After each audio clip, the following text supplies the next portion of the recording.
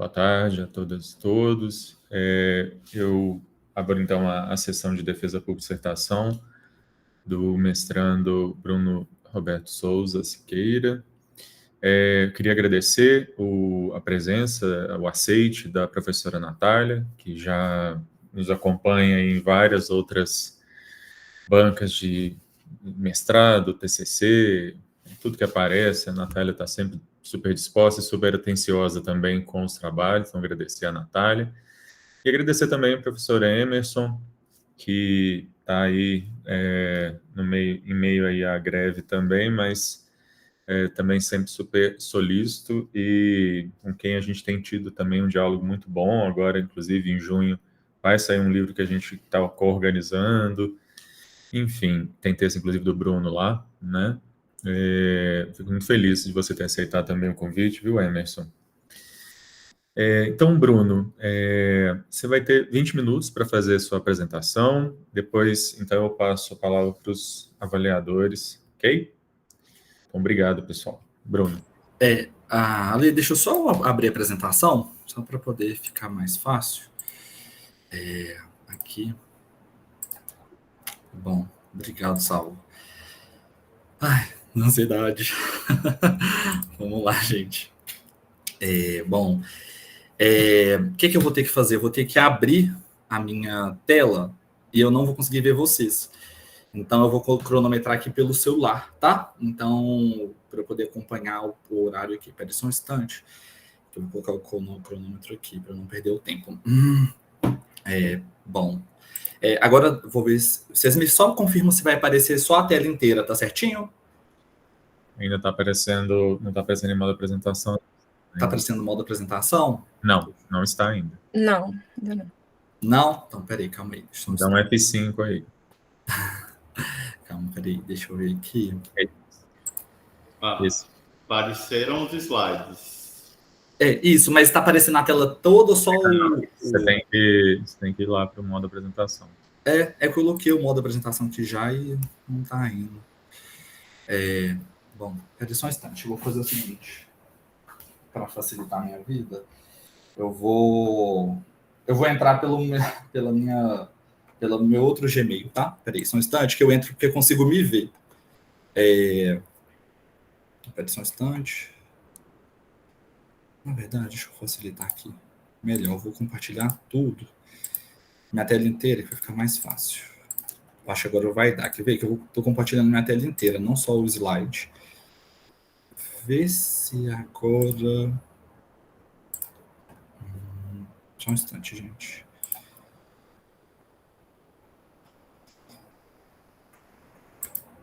Agora apareceu? Beleza, Breno. Deu? Então pronto. Então não vou ver vocês, tá bom?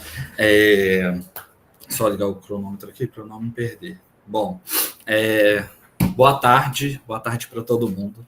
Boa tarde para quem veio. Quero agradecer, né, bem rapidinho. No final faço agradecimentos gerais, mas pela banca aqui, primeiro pelo Alexandre, por ser esse professor ímpar, que é uma pessoa que abre portas para pesquisa, que abre portas para você pensar e refletir. Isso é muito difícil, porque normalmente a gente fica um pouco preso e o Alexandre sempre apoia e dá forças. Enfim, então tem que fazer esse primeiro agradecimento e agradecer a professora Natália, que é incrível, é uma professora sensacional. Muito obrigado por tudo. A Natália é uma pessoa super aberta, super decolonial, ajuda a gente a pensar, refletir. É muito bom, você é uma pessoa incrível. E é o Emerson que, assim, está se tornando um amigo, já é um amigo para além, né, da pesquisa. É um cara sensacional que também estuda a parte de criminologia. Enfim, eu fico muito feliz de vocês estarem aqui. E a todos os presentes, a minha família, ao meu namorado, Felipe, aos meus amigos, a quem também é de fora. E é isso, gente, vamos lá. Vou falar o título da minha dissertação, tá? É Racismo de Estado e a Política de Morte LGBT no Sistema Carcerário. Uma análise a partir dos casos de autoextermínio entre 2021 e 2022 na penitenciária Professor Jason Soares Albergaria, em Minas Gerais, tá? Meu nome é Bruno Roberto Souza Siqueira, o orientador é o professor Dr. Alexandre Gustavo Melo Franco Bahia. Eu tenho que agradecer também ao grupo de pesquisa, que eu não posso esquecer, até coloquei do lado aqui, é o grupo de pesquisa Direito e Saúde LGBTQI+, coordenado pelo professor Alexandre. Agradecer ao programa de pós-graduação em Direito, Novos Direitos, Novos Sujeitos. Agradecer à Universidade Federal de Ouro Preto e agradecer também à CAPES. Bom, como que eu pensei assim, Bruno, como que você vai começar a sua pesquisa, a sua apresentação, né? Sua dissertação lá, você escreveu, se debruçou, estudou, mas como que você vai trazer as pessoas, chamar a atenção das pessoas para a sua pesquisa, para o sentimento que você quis traduzir naquela escrita, né? Porque é o que a Natália fala, né? As coisas não são tão, assim, estanques, né? Tem sentimento, tem pesquisa, tem uma pessoa ali escrevendo. Bom, eu sou uma pessoa LGBT, então eu tenho tendido a pesquisar, tenho uma tendência a pesquisar questões voltadas para as pessoas LGBTs. Eu ingressei do mestrado com uma outra pesquisa que não tinha relação com o sistema carcerário, mas dentro do grupo de pesquisa do professor Alexandre surgiu a questão da DPF 527. Eu lembro que foi só uma menção da DPF 527, que é uma ação de descumprimento de preceito fundamental que tramitava no STF referente ao direito de escolha de mulheres trans e travestis a escolherem em qual celas iriam cumprir a pena, seria na cela masculina ou feminina. E, na verdade, aquelas questões me aguçaram, falei assim, gente, putz, é complicado, né? E junto dessa DPF também vieram as notícias dos casos de suicídio que vinham ocorrendo dentro da unidade prisional, da JASON, ou ala LGBT. Eles utilizam muito esse termo, ala LGBT ou JASON, então se eu falar um desses termos, podem entender que é sobre a unidade prisional do tema da minha dissertação. E aí eu falei assim, gente, o que é isso? Como assim? Pessoas se matando dentro da unidade prisional, e era muito específico, porque é uma ala LGBT, e os números eram muito altos para uma unidade prisional, né? Então, assim, isso me aguçou, e eu falei, Alexandre, eu acredito que isso vai ser uma nova pesquisa. E a primeira imagem que eu trago para vocês, antes de entrar de fato na apresentação, é uma imagem que eu tirei durante uma visita técnica que eu fiz lá na unidade prisional. Depois eu explico por que eu não consegui fazer a pesquisa de fato, né? Não consegui fazer, ir lá através de meios formais, mas enfim, é isso. Essa é uma imagem que eu tirei de lá, e essa é uma fala de uma das vítimas do suicídio lá de Bicas, tá? Ela escreveu uma carta para a namorada dela que estava aqui fora, a pessoa, e ela na carta fala isso, fala, eu não estou aguentando isso, eu estou a ponto de fazer uma besteira. E ela se matou. É muito grave isso para mim. Eu não consigo normalizar, né? Ainda bem que eu gosto muito de Foucault, não consigo normalizar isso. Não consigo normalizar a morte, não consigo normalizar a violência contra pessoas LGBTs ou contra grupos minorizados, contra mulheres, pessoas pretas, pessoas com deficiência, indígenas. Mas como eu estou, né, envolto da população LGBT por ser uma pessoa LGBT, isso me aguçou. Então, foram muitos casos de suicídio que foram acontecendo. Eu falei, gente, tem uma coisa muito grave acontecendo e a gente precisa investigar, porque eu não encontrei estudos tão detalhados. Teve uma autora que eu, inclusive, coloquei na minha dissertação, que ela foi a que mais foi falando sobre o que vinha ocorrendo, né? Mas é muito grave o que está acontecendo, né? Enfim, então, essa é uma primeira imagem. E aí eu faço uma introdução falando sobre a questão do sistema carcerário, e um ponto que eu posso falar aqui, para além da escrita, é quantas vezes eu fui falar sobre o que eu pesquiso e as pessoas falavam assim, você está defendendo bandido, tem que morrer mesmo. Várias vezes, não foi uma vez, foram várias vezes, as pessoas falavam isso. E a precariedade do sistema prisional no Brasil é muito grave, tanto que ela foi objeto da DPF 347, né, no STF, que fala sobre o estado de coisas inconstitucional no sistema carcerário. Porque o sistema carcerário brasileiro é tão complexo, ele é tão envolvido de problemáticas, desde o autoencarceramento até a precariedade das condições de sobrevivência, não vou nem falar vivência, de sobrevivência no presídio, que foi objeto da DPF 347 no STF, tá? Então vamos pensar, já existe um problema ali dos presídios, que é gravíssimo, insalubridade, falta de alimentação, enfim, N problemas. Só que, além de toda essa problemática dos presídios, pela condição que eles já são, chega a questão do presídio de Bicas. Por quê? O presídio de Bicas também enfrenta esses problemas de superlotação, que é um problema gravíssimo, também de violação de integridade das pessoas, de respeito, de falta de atendimento médico. Então, assim, eu pensei, bom, para recortar minha pesquisa diante desse cenário dos suicídios, né, considerando que o presídio é superlotado, eu fiz assim, bom, vou fazer um recorte de saúde para ver por que está acontecendo nesses presídios, sobre o não respeito à integridade física e moral dessas pessoas, e em relação ao suicídio. Então, população LGBT, sistema carcerário e presídio. Ok. Como que eu vou fazer isso? O primeiro tópico, a minha primeira possibilidade seria ir no presídio. Mas na parte de metodologia, já vou antecipar aqui, não foi possível. Né? O Estado, obviamente, não vai querer que eu entre dentro do presídio e comece a, de fato, publicizar a precariedade da unidade prisional. Né? Então, enfim, isso é um problema metodológico, mas como eu não consegui essa possibilidade, eu fui atrás, então, da ação civil pública. E isso foi muito importante na aula de metodologia da professora Flaviane. Embora ela não esteja aqui, foi muito importante. Esses questionamentos de, olha, isso aqui não faz muito sentido, então como é que você vai fazer? E aí ela falou, Bruno, pega essa ação civil pública e ela vai ser seu estudo de caso. Então, eu peguei a ação civil pública para ser o meu estudo de caso referente à minha dissertação. E os números são alarmantes.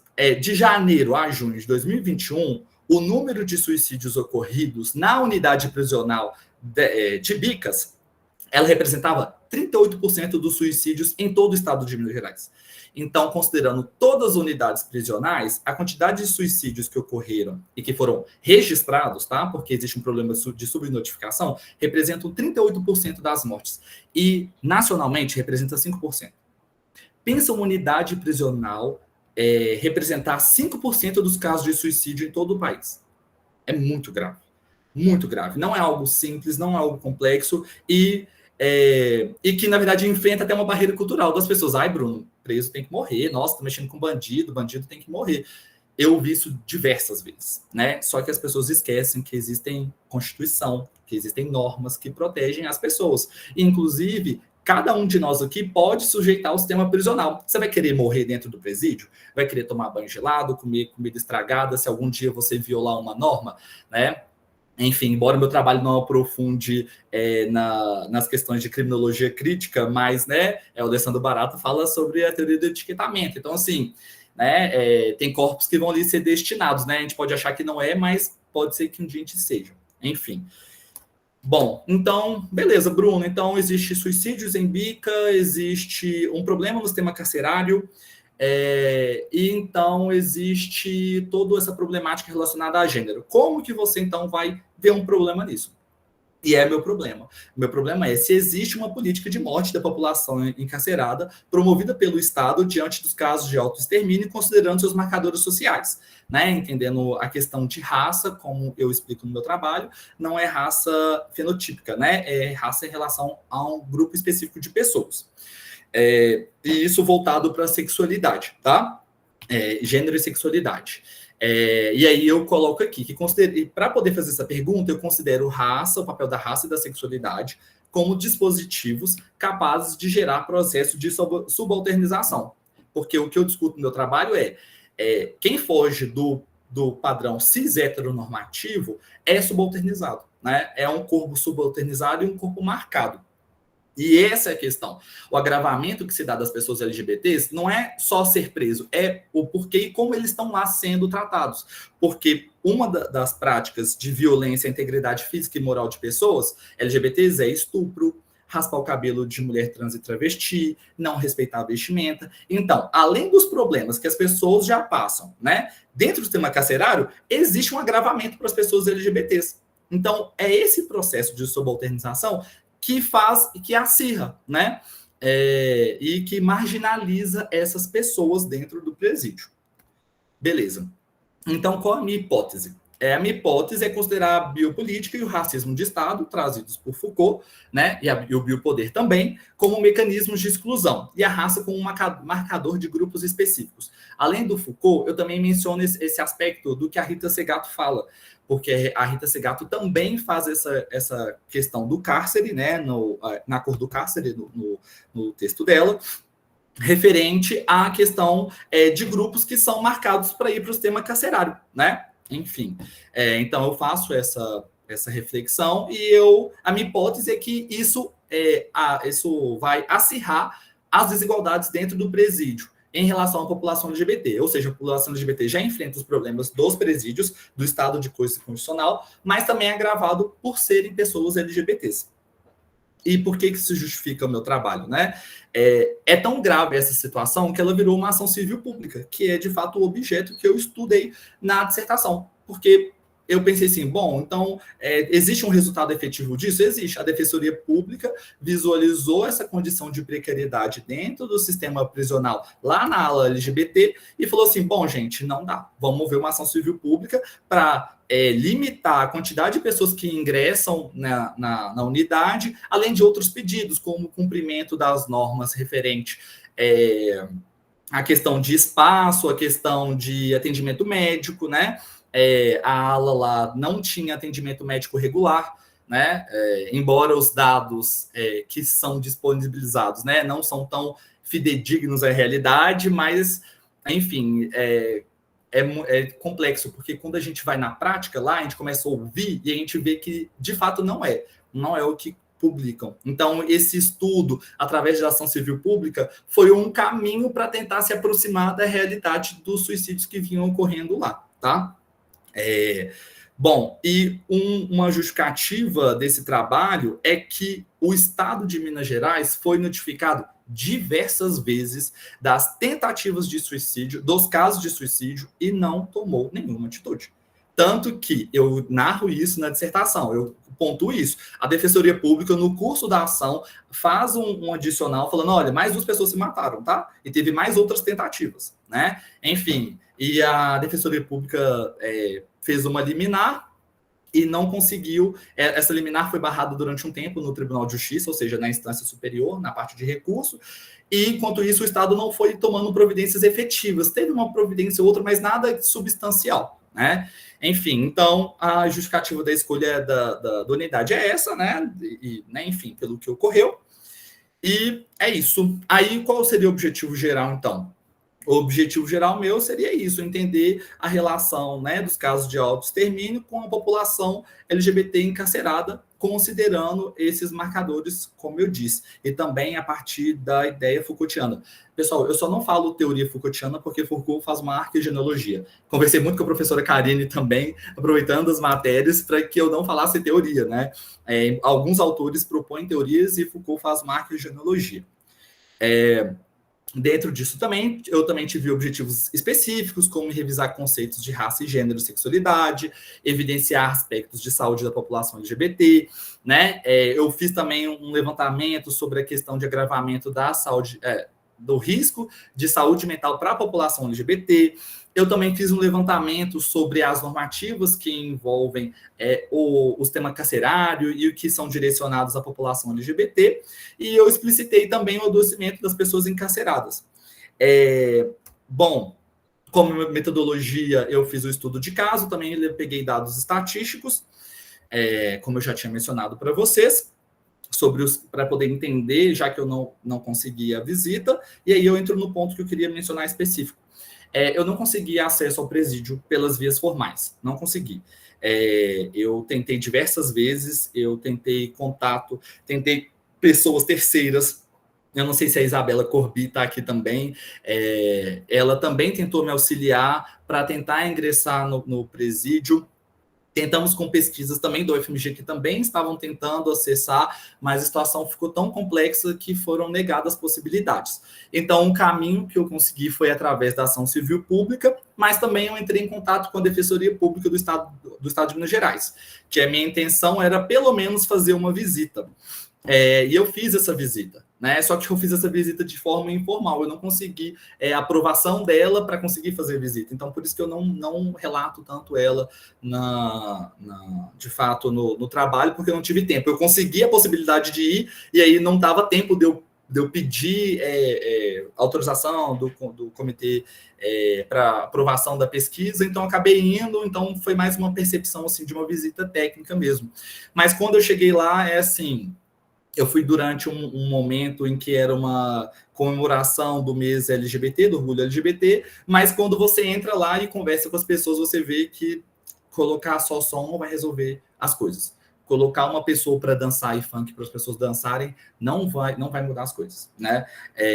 Eu ouvi relatos de pessoas lá falando que não estavam dando conta, que não tinham condições, né, de continuar lá, de que lá era muito precário, né, que eles tinham medo de fazer requerimento. E entra um outro aspecto também que eu esqueci de mencionar na apresentação. Um dos agravamentos da população LGBT encarcerada é que normalmente não, tende-se a essas pessoas a serem abandonadas pelas famílias quando entram no sistema carcerário. A gente consegue ver isso muito com mulheres, né? Homens normalmente conseguem esse apoio familiar. Mulheres não, e pessoas LGBTs também não, em todo aspecto, né? Homens gays, mulheres lésbicas, trans, travestis, enfim. Então, a família que poderia dar um suporte não consegue, e essas pessoas se sentem abandonadas. Muitos relatos que eu vi lá eram de pessoas abandonadas, que não tinham atendimento, enfim. Mas como eu não submeti ao comitê, né, ao Conselho de Ética, eu não consegui a aprovação. Então, foi mais uma pesquisa por fora. E no desenvolvimento da pesquisa, né, eu fiz levantamento da ação civil pública, realizei levantamento sobre eu coloco ideias Foucaultianas, eu não coloco, né, teoria, enfim, para não cometer nenhum problema metodológico. Faço levantamento também sobre normativas do sistema carcerário, fiz pesquisa também sobre gênero e sexualidade. E também fiz estudo sobre a DPF 347, que é sobre estado de coisas inconstitucional, e também sobre a 527, que era a DPF que falava sobre o direito de escolha das mulheres trans e travestis. Só uma observação também.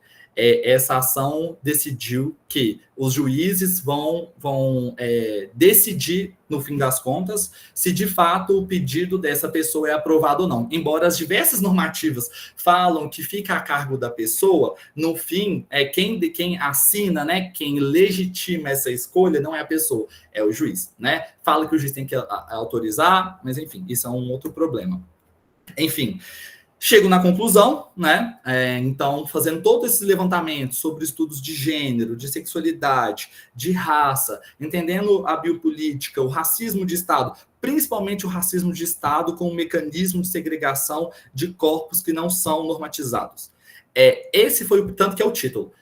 O racismo de Estado é o mecanismo de segregação dessas pessoas, só que o racismo de Estado está dentro da biopolítica e também associado ao biopoder, por isso que eu menciono os dois. Então, existe de fato uma política do Estado com essa política omissiva, né? E uma política de morte. Porque se ele é comunicado sobre os casos de autoextermínio e não toma uma atitude, ele está escolhendo não fazer nada. Essa é a questão. O Estado escolhe não fazer, porque existem diversas normativas internacionais, normativas estaduais, estaduais, constitucionais, princípios. O que não falta é normativa e o Estado reiteradamente escolhe não fazer coisas. Então, ele está escolhendo que essas pessoas morram. E é a partir do racismo de Estado que a gente consegue concluir isso. Ou seja, o racismo de Estado de Foucault fala, olha, corpos que não são para a nossa sociedade são corpos que precisam ser eliminados, né? E eu vou terminar a minha conclusão apresentando um trecho da minha dissertação que eu gostei muito. É bom que eu já estou até no tempo, já 20 minutos. Eu vou ler porque é muito importante. Nesse processo de seleção de quais vidas importam viver e quais vidas serão deixadas para morrer dentro do biopoder, o Estado utiliza-se do racismo de Estado para efetivar tais escolhas. Assim, o corpo LGBT torna-se também considerado um corpo indisciplinado e fora da norma, o que coloca sob exposição do exercício do racismo de Estado, o que faz com que as pessoas sejam deixadas para morrer. É neste momento que o Estado faz a sua escolha a não promover a saúde de pessoas LGBTs, mesmo diante de diversas normas e leis que prevêem a garantia da vida, uma vez que o Estado prefere deixar que essas pessoas morram, tornando-se uma política de morte a partir da eliminação de raças que não são adequadas à sociedade de normalização. Enfim, é isso, gente. É muita coisa, mas é isso. Espero que vocês tenham entendido. Obrigado. Obrigado, Bruno. Eu vou tirar aqui a sua apresentação. Eu tinha fixado aqui para... evitar de aparecer, mas vamos lá. Eu queria, então, mais uma vez agradecendo o professor Emerson Ramos por estar aqui conosco, e vou começar com ele como membro externo, então, lá da Federal de Tocantins. Você está com a palavra, professor Emerson, fique à vontade. Muito obrigado. Bruno, você está ainda com a apresentação, tá? Aberto. Eu estou me vendo aqui, ó. Só para sinalizar. Primeiro, parabenizar, né, Bruno, pela apresentação e pelo trabalho, pelo tema sensível. A gente chegou a conversar em outros momentos sobre o tema. Eu tenho quanto tempo, Alexandre, por favor? Só para não, fica à vontade, tem tempo não. Tá. Eu tenho cinco planetas em Gêmeos, não me deixe muito à vontade não, que eu falo demais, mas de qualquer maneira eu vou contabilizar, né? O tempo é livre, mas eu vou contabilizar para não me exceder, né? Então a gente chegou a conversar um pouco sobre o tema, etc., o tema sensível. Então, parabenizá-lo pela apresentação. Sei que não é fácil chegar até aqui, é um trabalho longo, né? Então, são 130 páginas. Então, assim, é longo no sentido de que leva tempo para você terminar, leva tempo para você escrever, exige muito esforço, não é? Agradeço também o convite, tanto ao professor Alexandre, né, que já é um amigo pessoal, e ao Bruno, tá? Pela participação na banca e por ter, assim, possibilitado ler o trabalho, né, de um tema que eu gosto muito, e também, né, a professora Natália, que aqui se encontra, pela possibilidade de trocarmos uma ideia também sobre o tema e, enfim, circular, né, nossos pensamentos em torno da temática, que ela é muito relevante. Dito isso, eu tenho considerações a serem feitas. Eu acho que o primeiro elogio que eu tenho que fazer é sobre o tema mesmo. Então, assim, o tema por si só, ele revela muitas coisas, ele tem uma importância social, mas ele tem uma importância analítica muito grande, né? Uma potência analítica, que é como é que uma unidade penal que deveria ser modelo e que engloba pessoas LGBTI+, né, ela se torna a unidade penal que mais tem autoextermínio, mais tem número de suicídios. Isso tem óbvio, mais uma vez, né, a importância social, né, de justificativa social da pesquisa, mas tem uma potência analítica, né, capaz de mexer aí com uma série de categorias, e aí eu acredito que esse trabalho, não sei se Bruno pretende desdobrar ele em outras coisas, ou até mesmo mais na frente, né, um doutorado com a temática, mas é muito importante.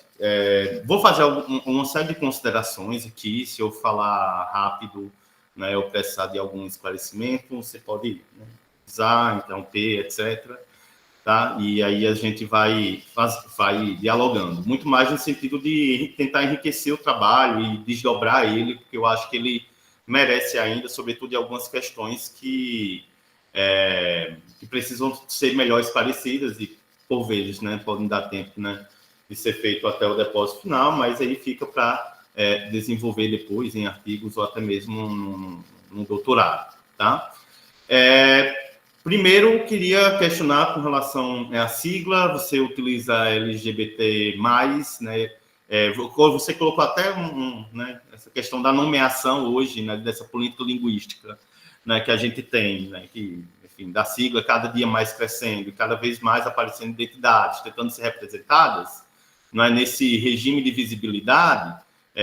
Talvez seja importante se dizer, né, o que é que está em jogo. Eu sei que você coloca, né, lá, você diz, olha, tem LGBTQIA, PN+, né, mas vou utilizar LGBT+, ainda que a ABGLT, hoje, ela adote a sigla LGBT+. Né? Óbvio, não existe esse controle, enfim, de nenhuma instituição, né, sobre a sigla, etc. Para o bem e para o mal, não existe, né, esse controle. Mas talvez seja importante você falar, né, uma premissa de que, olha, estamos falando de regimes de visibilidade, né? O que é que está em jogo nessa nomeação? Uma nota de rodapé, pelo menos, etc. E também, né, dizer por que é que você... óbvio, não existe uma instituição de controle, mas pelo menos explicar por que é que você não adota LGBT+, pelo menos, que é a sigla, né, que a BGLT, que é uma instituição de representação nacional, adota com a inclusão do I, né, pelo menos no final. Então, eu acho que essa é uma questão. Uma segunda questão, você pode até deixar para responder no final, se for o caso, mas você cita a carta, eu não sei se eu lendo não achei, mas essa carta ela não está descrita no trabalho, né? Então, você citou no início da sua apresentação, eu não estou aguentando isso, estou a ponto de fazer uma besteira, né? Então, assim, onde está a integralidade dessa carta que você mencionou na sua apresentação, né? Que talvez pudesse estar reproduzida. Uma outra coisa, ainda com relação a essa carta que você mencionou, então, quando você está fazendo a apresentação, eu anotei algumas coisas que não estão bem reproduzindo o trabalho, e você falando, dá para a gente entender por que é que não está reproduzindo o trabalho. Né? Você mencionou o problema com o comitê de ética, né? No sentido de que não ia dar tempo, a dificuldade de acessar os dados, etc. Mas assim, eu acho que vale um relato pessoal dessa sua tentativa de acessar o campo e de que você não conseguiu acessar o campo. Então, você não ter acessado o campo diz algo, não é? Então, é muito importante que tenha um trecho em que você possa explicar o que foi que aconteceu, né? Como é que você não teve acesso, né? Independentemente do comitê de ética, e isso sim é uma questão que você pode expor no seu trabalho, né? Então, você tentou várias vezes acessar o campo, o que é que você não conseguiu, o que é que acontece aí que esse campo é tão inacessível, né? Então, isso por si só é uma ausência eloquente, né? Um silêncio eloquente sobre a unidade penal, sobre o agir, né, social nesse âmbito. Então, eu acho que vale você fazer esse relato desse itinerário de pesquisa. E eu não sei, eu estava contextualizando quem não me conhece, né? Então, ano passado eu estava em residência pós-doutoral na UFMG, mas lá, à época, tinha uma pesquisa, né, que estava sendo elaborada junto à Jason, né, já. Então, assim, foi que aconteceu exatamente que você não conseguiu acessar, por exemplo, junto com outro grupo de pesquisa, não é? Aproveitar o trabalho de um outro grupo de pesquisa que estava fazendo. Eu acho que isso também pode falar no final, se for o caso. Deixa eu passar para alguns pontos que eu considerei mais relevantes. Uma outra questão é que você fala, desde já do início, né, sobre esses casos de suicídio, foram 5, mais 2 tentativas, né, é possível que haja uma subnotificação, né, e que esses números eles correspondem a 5% dos dados dos casos nacionais, 38% dos casos em Minas Gerais. Eu acho que merece você trazer esses dados gerais também, né? Então, assim, são tantos casos nacionais, né? Esses casos constituídos dessa maneira, né? Em Minas Gerais, os casos também constituídos dessa outra maneira, porque isso possibilita que você faça um comparativo importante. Quando a gente faz a leitura desses dados carcerários, né?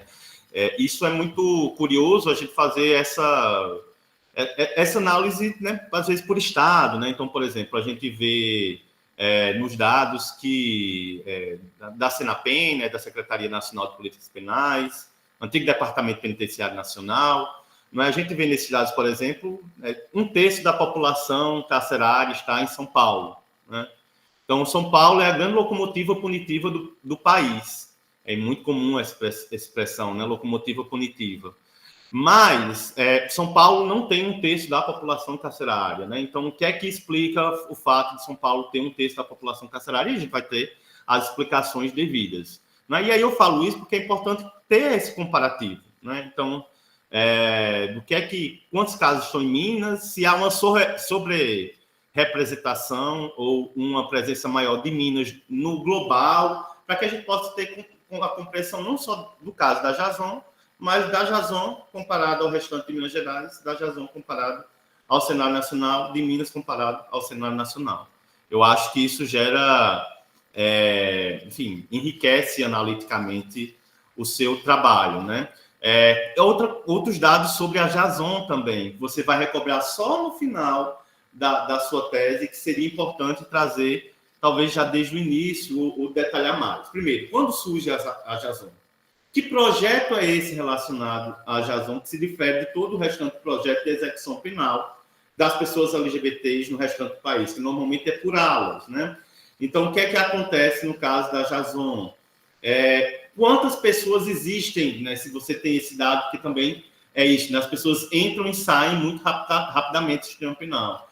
Então, quantas pessoas, né, estão? E isso você consegue acessar até via lei de acesso à informação.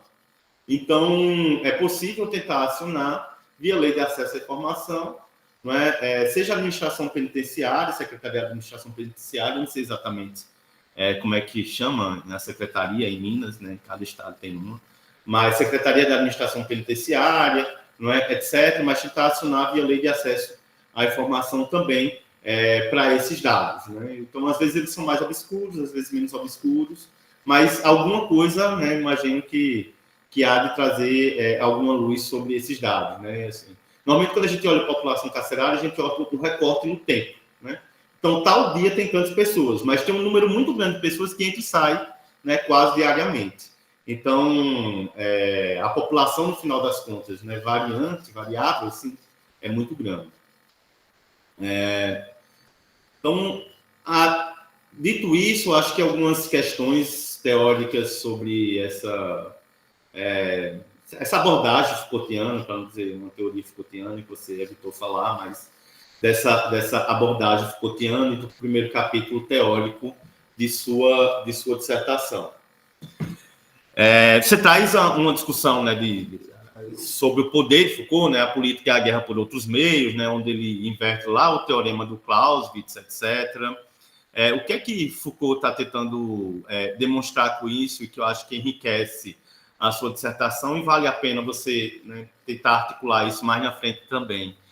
Né? O que é que ele está falando quando ele diz que a lei não é a pacificação, né, como eu estou olhando aqui agora, está lá na página 30, tá? Na sua citação. Ele está fazendo uma crítica a uma teoria liberal do direito e do poder, né?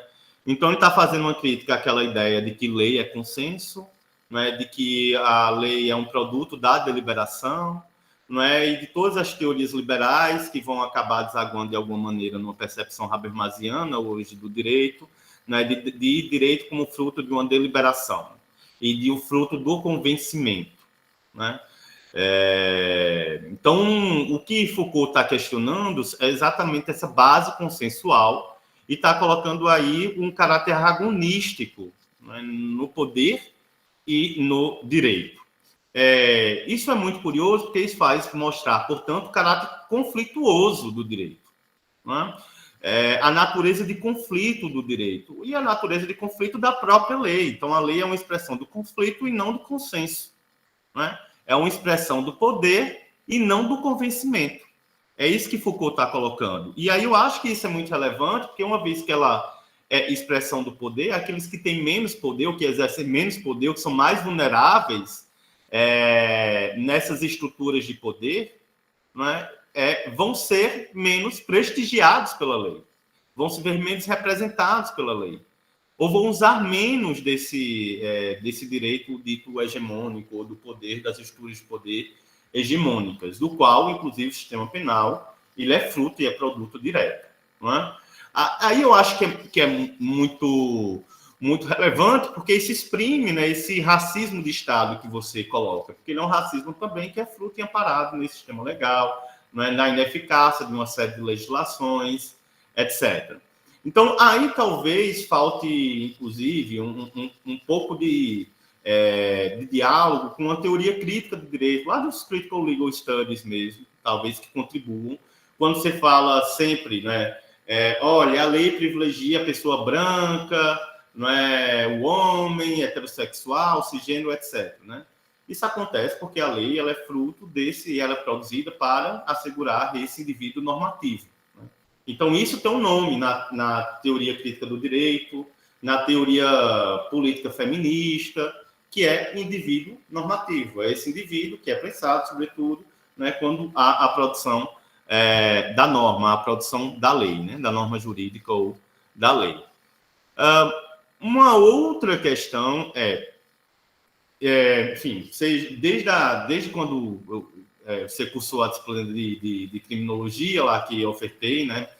Então, o Bruno estava lá sempre rolava um cafezinho depois, a gente ficava conversando sobre os bastidores, né, do direito penal, da criminologia, etc., das universidades no todo. Mas, desde aquela época, ele já mostrava muita atração, né, pelas leituras Foucaultianas, etc., então, eu sei que isso justifica por um caráter pessoal, você gostar, né, da produção de Foucault, etc. Mas por que a adoção de e aí precisa estar justificado na dissertação, de um conceito de racismo à la Foucault? Né? Por que a adoção desse conceito de racismo de Estado? Eu entendi o que você falou, né?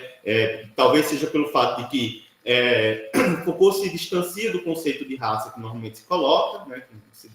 Como você mesmo diz, o conceito de raça em Foucault é um conceito mais amplo,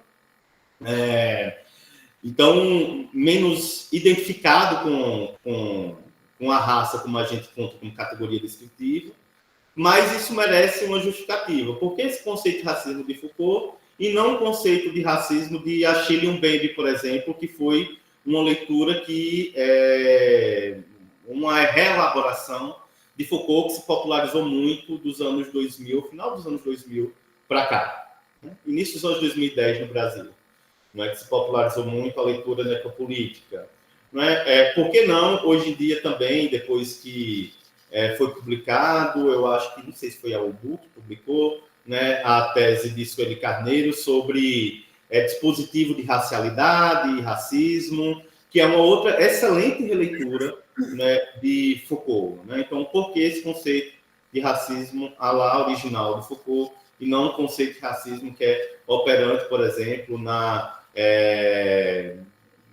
teoria racial do direito, que é operante no movimento negro, etc. Então, a opção é perfeitamente legítima, contanto que justificada, porque tem uma série de outras produções extremamente bacanas sobre o que é o racismo, como o racismo opera, até mais elaboradas, e aí minha questão pessoal, do que exatamente o que Foucault coloca. Mas entendo que, sobretudo nessa obra, Em Defesa da Sociedade, a presença da categoria racismo é uma presença essencial para ele pensar a política de vida e a política de morte.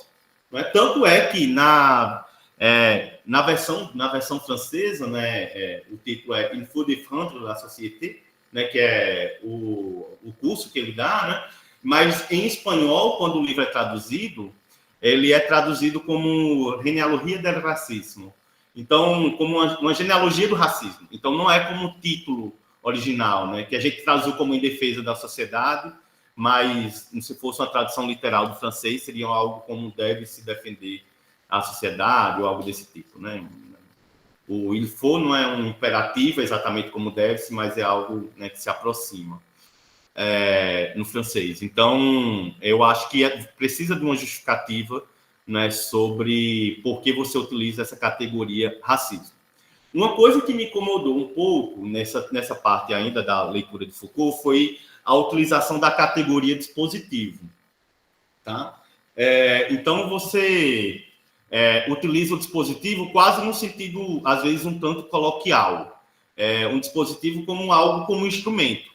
Mas não é isso exatamente que Foucault utiliza o conceito de dispositivo. Não é como um instrumento.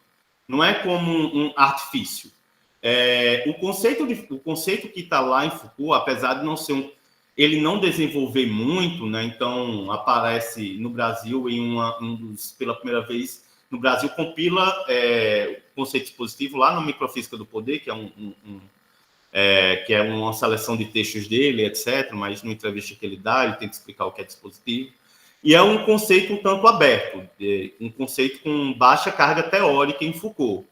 Mas, quando ele utiliza esse conceito dispositivo, eu até tentei utilizar ele um pouco na minha tese, por isso que eu acabo falando e por isso o incômodo. Quando ele utiliza o conceito dispositivo, ainda que seja um conceito aberto, de baixa carga, baixa densidade teórica nele, ou seja, sem muitos limites, não há uma precisão, não há um contorno muito claro em Foucault, mas ele utiliza com um sentido, que é o sentido de que a ideia dispositiva, essa categoria, ela funciona em Foucault para articular 3 coisas que ele tentava articular naquele momento ali, meados da década de 70, que são 3 âmbitos, né, de análise em Foucault muito importantes, que é o saber, o poder e a subjetividade. Então, quando ele utiliza essa categoria dispositivo, ele está usando para tentar, em uma categoria, unir esses 3 âmbitos de análise que ele está analisando, mas que são também, na vida prática, eles estão unidos. Então, como você coloca, né, poder e verdade. Né? Então, saber, né, e poder junto, tanto é que ele cunha lá, né, saber-poder, a categoria. Mas também ele está ali tentando falar sobre subjetividade ao mesmo tempo. Então, quando você menciona dispositivo de rato, dispositivo da sexualidade, às vezes faz parecer, né, que é uma espécie de instrumento, mas o que ele quer dizer com dispositivo de sexualidade é uma gama de produções, de articulações, que estão vinculados ao saber e ao poder e à produção da subjetividade. Então, um dispositivo de sexualidade é um dispositivo de produção da sexualidade. O dispositivo da raça é um dispositivo de produção da raça, né? E de produção na articulação entre saber, poder e subjetividade. Né? Saber, poder e sujeito. Né? Nessa malha, né, que vai, em Foucault, né, tá atrelada a uma morte do sujeito, etc. Enfim, talvez não seja necessário você chegar a esse ponto de morte do sujeito, nada do tipo, mas é importante que você, quando utilize o termo dispositivo, você diga que ele é um instrumento analítico e que não é só uma palavra que você está falando com relação a qualquer expressão. Né? Então, você utiliza o termo dispositivo, que eu utilizo como instrumento analítico, e ele quer dizer isso. Quer dizer uma articulação entre saber, poder e subjetividade. Tá? Então, um conceito que tenta aglomerar esses 3 níveis de análise da teoria Foucaultiana.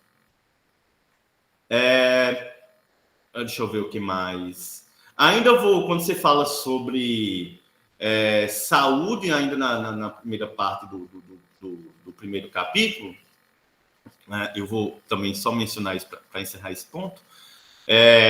Acabou sendo um pouco rápido, entendo que talvez seja assim, um pouco mais sucinto do que o tópico anterior, entendo que é por conta também do tempo que a dissertação tem, a gente tem um tempo, né, finito, não, então o tempo, na verdade, é um grande... Né, o tempo é sempre finito, o tempo é sempre castrador, né? Então o tempo é o grande castrador universal que a gente tem, não dá conta de fazer tudo, a gente sempre vai faltar, né, porque o tempo sempre vai ser um imperativo sobre a gente, perfeitamente compreensível. E assim, entendo que muitas das limitações estão relacionadas a questões objetivas que não dizem respeito à sua competência, mas ao que foi possível, né, de ser feito pelas castrações do tempo, do comitê de ética, do campo, etc. Né? E aí a gente dá conta da dissertação, das teses, das produções acadêmicas de uma maneira geral, levando em consideração esses imperativos sobre a gente. Mas eu acho que é relevante também, para você não ficar só em Foucault, e aí, sim, em um aprofundamento, quando você vai falar sobre saúde da população LGBT+, e você cita Foucault, mas é muito importante também um outro autor que dialoga com Foucault um pouco depois, que é o Georges Canguilhem. Né? Então, ele tem uma obra que é muito famosa, que é o Normal e o Patológico, vou até colocar aqui no chat. Não sei se o chat está me permitindo. Tá? Que é o Normal e o Patológico, porque eu acho que dá uma discussão bacana com o conceito de normalização, ele vai trabalhar o normal e o patológico a partir da ideia de norma, etc., e que contribui, e talvez até Mary Douglas, Pureza e Perigo também, que é uma antropóloga, não é um filósofo, ao contrário do Canguilhem, que eu acho que talvez ajude aí um pouco a pensar, né, essa questão da saúde, da doença, como você coloca, seja no primeiro capítulo, seja mais na frente, quando você recobra o tema. Dito isso, eu quero passar para... Você trouxe um arcabouço, né, no segundo capítulo, um arcabouço normativo que eu não tenho muitas considerações a fazer com relação a ele. Eu acho que em algum outro momento, talvez até em um artigo, falar um pouco sobre esse estado de coisa inconstitucional, né? Tem toda uma discussão teórica, enfim, seu orientador muito mais do que eu, entende toda a discussão, né, em torno dos problemas e e das virtudes, né, dessa categoria do estado de coisas inconstitucional, tá? Então, ele, inclusive, é mais adequado que eu para orientá-lo com relação a isso. Eu sinto um pouco de falta de discussão também disso, de entender essas limitações do conceito, né? Enfim, levando em consideração também problemas que são citados como separação do poder, etc., no âmbito desse estado de coisa constitucional, né? E do que o judiciário, no final das contas, consegue fazer. Mas, eu, sabendo que você cursou a disciplina de criminologia, eu acho que algumas coisas não foram... têm o potencial de serem mais esclarecidas e mais utilizadas, se aprofundadas, assim, no seu trabalho. Então, no terceiro capítulo, uma das coisas que eu... Aí já partindo para o terceiro, né? Eu senti falta foi de uma discussão criminológica com relação ao que você traz. Então, por exemplo, na página 90 na página 90 aí, deixa eu ver aqui, 93, logo nisso ele diz: os presídios brasileiros não dispõem de celas de acordo com a periculosidade dos crimes cometidos, sendo que este fato implica diretamente em agrupar crimes de maior potencial ofensivo com os de menor potencial, o que significa em uma barreira estrutural na tentativa de ressocialização dos presos, já que existe um alto índice de reincidência, tornando os presídios em escolas do crime, com os diversos incentivos dos sistemas para que as pessoas encarceradas não possam se reintegrar à sociedade com os suportes necessários. Eu acho que isso, levando em consideração aquilo que você está pesquisando, né, que é o autoextermínio de pessoas LGBTs, lá na Jason, etc., isso eu acho que gera discussões muito interessantes associadas a uma série de categorias da criminologia. Então, eu teria questões para falar sobre o conceito de ressocialização. É um conceito que eu gosto muito, apesar de considerar que é um conceito útil, né, para o direito penal, para os direitos humanos, mas ressocialização, no final das contas, acaba significando única e exclusivamente você não cometer outro crime, deixando de falar sobre todos os efeitos estigmatizantes, né, degradantes do sistema penal. Mas eu acho que talvez você consiga enriquecer essa discussão, inclusive pensar um pouco na análise desse autoextermínio, no caso da Jason, se associar com uma série de questões da criminologia e, sobretudo, com a criminologia da reação social. Não. Tá?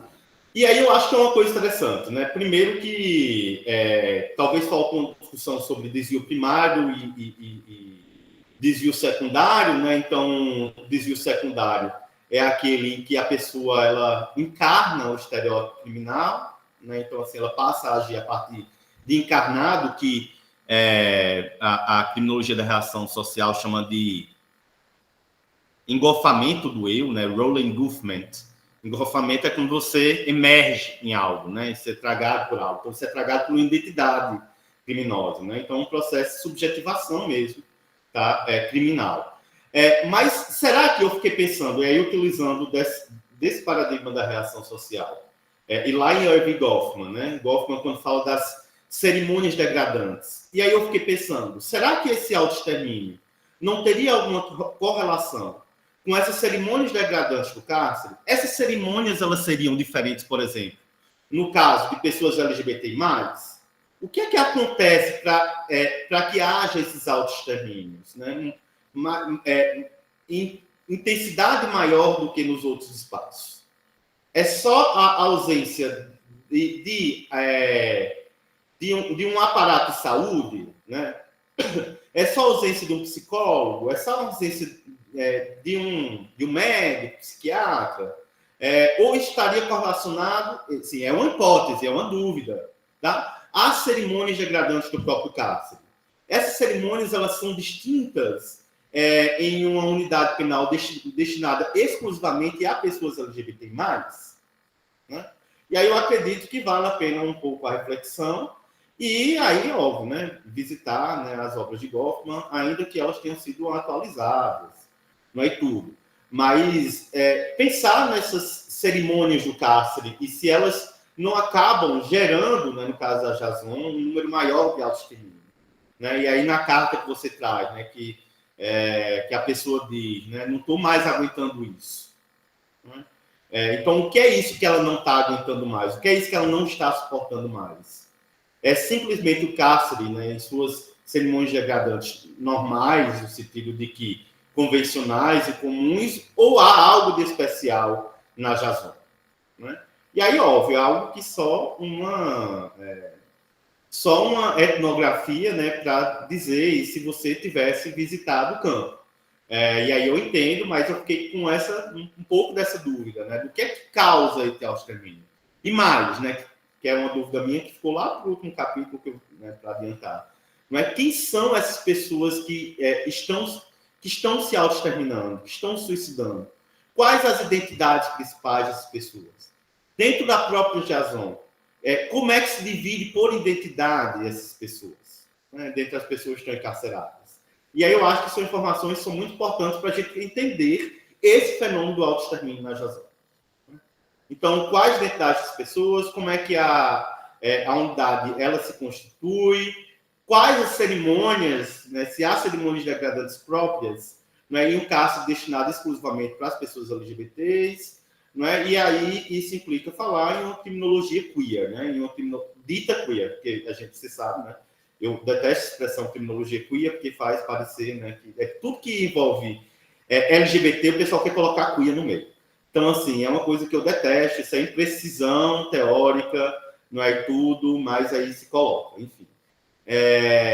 Então, né, o que envolve que no Brasil tem se chamado de criminologia queer. É isso. Então, inclusive, eu senti falta um pouco dessas discussões de criminologia, não é queer, quando você fala, na sua fala, quando você fala de abandono, que eu acho que é uma categoria importante aí também, né? Então, quem são as pessoas que são abandonadas? Os homens não são abandonados, né? Mas pelas razões específicas, e normalmente as mulheres são abandonadas, né? E aí quem traz muito essa discussão é a criminologia feminista, né? Sobre esse abandono no cárcere. E também quando se trata, né, isso mencionando a sua fala na apresentação, mas também quando você coloca lá a teoria da dupla desviância, sem colocar esse nome, mas lá na página 102. Né?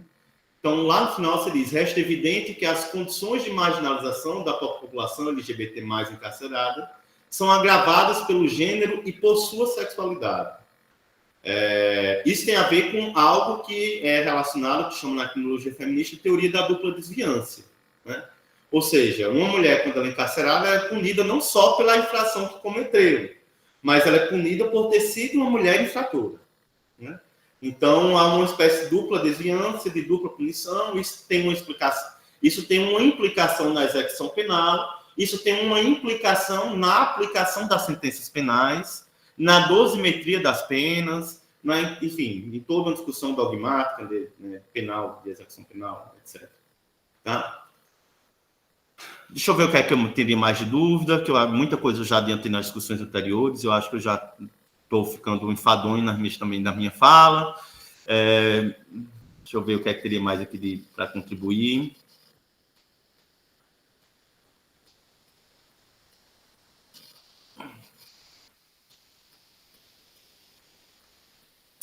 Sim, eu acho que tem uma questão aqui relevante que eu senti um pouco de falta de... Aí você pode falar sobre isso depois também, que eu fiquei curioso para saber mais. Lá na página 110, que é a página 109 do trabalho, né, 110 aqui do documento, penúltimo parágrafo. Você fala sobre a presença de heterossexuais, né, na unidade penal, né? Lá na Jason. Eu já tinha ouvido falar da história também, né? Teve uma conversa que a Jason era tão boa, que o pessoal se dizia heterossexual, ou se dizia homossexual, se dizia gay para ir para Jason, etc., né? Para cumprir pena lá, né? sim, eu fiquei muito curioso para saber como se sabe disso, né? Então, assim, como se sabe que heterossexuais estão indo para lá, né? Porque o critério é de autodeclaração, né? Porque há uma coisa aí que eu acho muito interessante, porque você cita Butler e tudo, mas no final das contas as coisas às vezes acabam caindo numa espécie de essencialismo, né? E faz parecer que a homossexualidade ela tem uma substância em si, né? Que eu sou, né? Que é uma substância do sujeito. Eu não sei como é que eu digo isso de uma outra forma, mas faz parecer que é uma substância do sujeito, né? Que é uma essência do sujeito. Um discurso que é muito recorrente no movimento LGBT+, que eu nasci assim, como uma espécie de essência de ontologia da pessoa, etc. Quando é tudo isso, né, que a teoria queer está questionando, é tudo isso que a ideia de performatividade, que o pós-estruturalismo está questionando. E, óbvio, eu estou falando, né, de teorias, né, de abordagens, etc.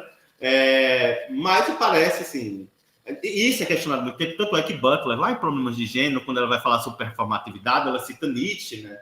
E aí uma passagem lá de Genealogia da Moral, né, quando Nietzsche fala sobre clarão, né, então ele diz, olha, o raio é aquilo que a gente vê do raio, né? Então não tem uma essência para as coisas são como elas performam, né?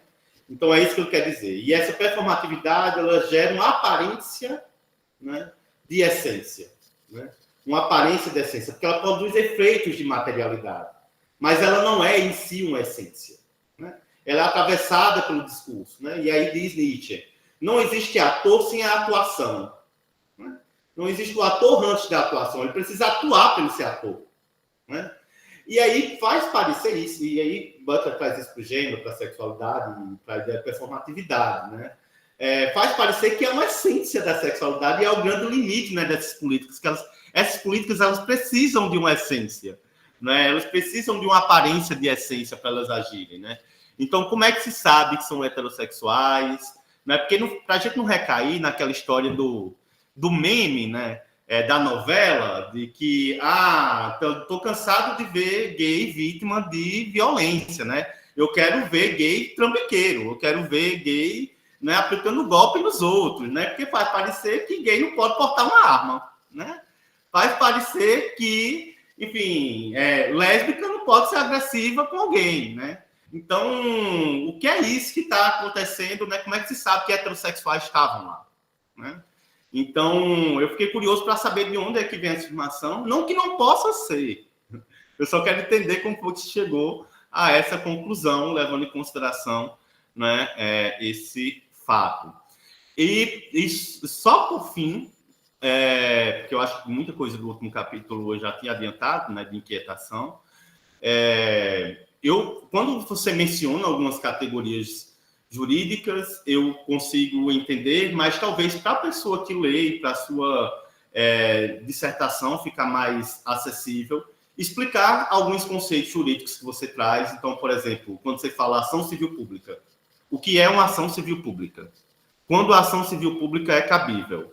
Por que é que, nesse caso, foi cabível uma ação civil pública, né? No caso da Jason.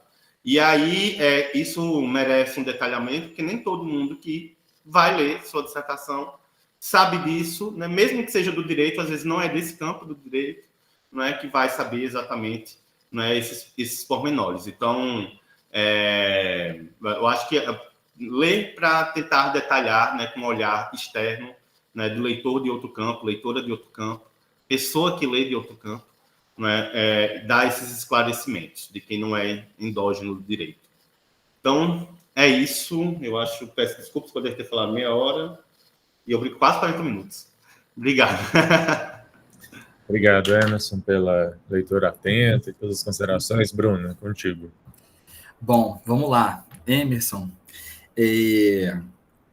Bom, a gente já chegou a conversar sobre isso. Vou falar primeiro sobre a criminologia crítica, que eu acho que é o ponto teórico que eu lutei, assim, eu fiz um recorte para não cair em contradição com o meu objetivo principal, que era sobre o suicídio, não sobre o aprofundamento da criminologia crítica. Você lembra? A gente chegou até a discutir sobre isso, então eu falei, ô Emerson, eu acho que eu não vou usar. Eu ainda te perguntei, falei, Emerson, será que vale a pena colocar a criminologia crítica? Eu acho que esse é o principal ponto aqui, né? Assim, tem vários outros que eu vou mencionar, mas sobre a parte teórica, porque eu fiquei com receio de eu sair do que eu de fato estava olhando. Eu fiquei com receio de colocar muitas coisas e colocar coisas que não iam, assim, elas são importantes, mas elas não são a... Eu não estava querendo ouvir uma célebre frase de self-service de teoria. Eu não queria ouvir essa célebre frase. Eu não queria ouvir ela. E aí eu fiquei com receio de eu colocar várias teorias e alguém falar assim, você está colocando muita teoria aqui para quê? É o self-service de teoria? Você pega a teoria e coloca aqui, vai funcionar? Juro que eu fiquei com esse receio, tanto que eu fiz a sua matéria de criminologia crítica, a gente discutiu sobre isso várias vezes. Peguei o Alessandro Barata, eu li, eu falei assim, gente, eu quero incluir, mas eu tô com receio de colocar muita coisa nesse trabalho e aí virar uma confusão. E a pessoa fala assim, não, mas está falando do encarceramento ou da criminologia? Você quer falar de quando a pessoa entra no sistema carcerário ou você quer falar do próprio sistema, quando a pessoa já está lá naquelas condições precárias? E esse é um ponto, assim, eu acho importante, eu só tenho receio, juro, receio de falar assim, Bruno, parece que você está com receio, está com uma insegurança teórica e aí vai colocar qualquer coisa só para poder, sabe, tipo assim, parecer que está fazendo, sabe? E aí eu preferi, assim, tentar fazer alguns recortes. Mas, claro, criminologia crítica é sensacional. Eu fiz a matéria com você justamente para ter esse olhar e ainda eu fiz a matéria para isso. Falei assim, gente, deixa eu ver se tem... Eu não sei se você lembra, num dos nossos debates, eu falei, Emerson, eu sinto que não tem alguém que fale especificamente disso que eu tô falando. Que fale disso, dos suicídios em presídio. Assim, que fala do suicídio específico, sabe? Então, eu fui pegando autores que foram fazendo algum sentido para essa construção, mas é muito importante. Assim, é difícil, eu fiquei com receio, juro. Assim, a gente discutiu muito sobre isso, eu baixei aqui, e aí eu falei assim, gente, vou colocar... Eu peguei todos os e-mails da matéria, os textos, eu falei, gente, coloco ou não coloco? Coloco ou não coloco? Aí eu falei assim, não, gente, na hora vão falar assim que eu tô só enchendo linguiça e não tô muito afim de ouvir isso. Mas vamos lá. Eu vou falar bem rapidamente aqui dos pontos que você falou. Eu anotei todos. Bom, sobre a questão de usar a sigla LGBT, não usar LGBTI ou LGBTIQAPN2+. Eu escrevi lá, então talvez eu não fiquei tão claro. Eu usei isso de um autor, eu não lembro, tá lá no texto, porque eu falo assim, autores utilizam da categoria LGBT+, pela representatividade deles nos movimentos sociais, o quanto essas pessoas foram precursoras nos movimentos. Não que é uma restrição e uma... Pode falar. Você pode comentar. Se você quer comentar, pode falar. Não tem problema não, pode me interromper aqui na falta, de boa. Eu vi, assim, eu vi o que você colocou, mas eu não achei que aquilo dali era justificativa. Não, assim, sim, claro. Eu entendi que porque era opção, você colocou lá, mas eu não tinha entendido dessa forma, como uma justificativa da opção exatamente essa e não outra. Sim, claro. Não, com certeza.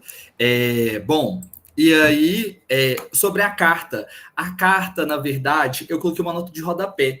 Ela é a menção é a epígrafe do capítulo 5. Tem uma nota de rodapé porque ela é um vídeo, eu não tenho acesso à carta. É de um documentário que fala sobre ela, entende? Eu falei carta, mas é porque é um vídeo de uma carta, porque eu não tive acesso à carta. Enfim, é só isso. Eu coloquei a nota de rodapé do vídeo porque é a mulher da pessoa que cometeu o suicídio que lê a carta. Ela lê no documentário. Então, eu fiz a referência a ela. Por isso que eu coloquei só como uma epígrafe, tá? Porque eu não sabia quem, não sabia o contexto, então eu não tinha nem referencial para poder falar.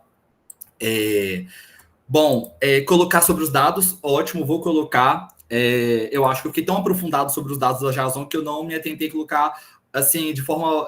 os números em si, né? O quantitativo, só coloquei a porcentagem estatística. Isso é um ponto muito importante, vou colocar.